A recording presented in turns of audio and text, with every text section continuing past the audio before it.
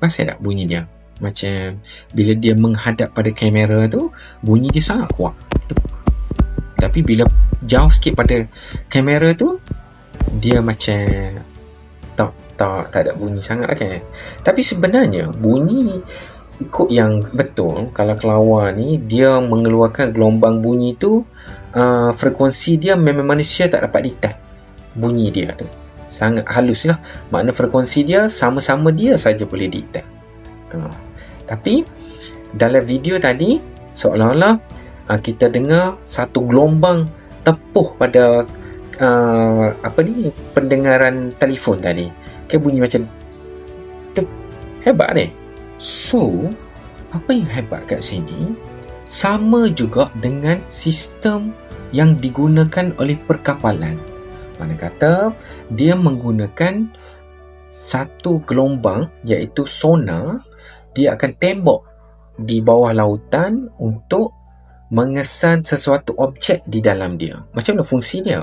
Fungsi dia, apabila dia tembak gelombang bunyi tu akan pergi sehinggalah dia tepuh ataupun dia langgar sesuatu objek di dalam laut dan terpantul balik ke arah kapal tu.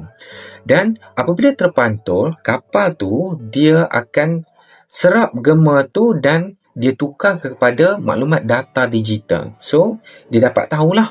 Makna kata di depan dia mungkin dalam jarak tertentu ada sesuatu, objek di depan dia. Jadi, benda tu sama ataupun dia tiru daripada sistem sonar yang digunakan oleh kelawar tadi. Hebat tak? Tapi, yang lebih ajaib dekat sini, sehebat-hebat kapal, teknologi kapal tadi masih lagi tidak boleh tandingi bunyi yang dikeluarkan oleh kelawar. Sebab apa? Bayangkan kelawar yang berada di dalam sebuah gua dan di sekeliling dia tu ada beribu jenis kelawar dan mereka menggunakan sistem yang sama. Dia akan tembak bunyi sonar.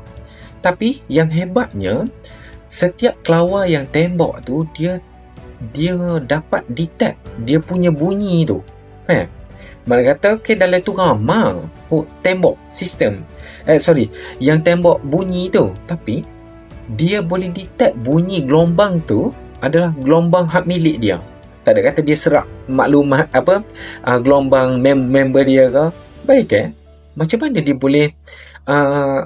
dia boleh kenal bunyi tu adalah hak milik dia? Lagi hebat.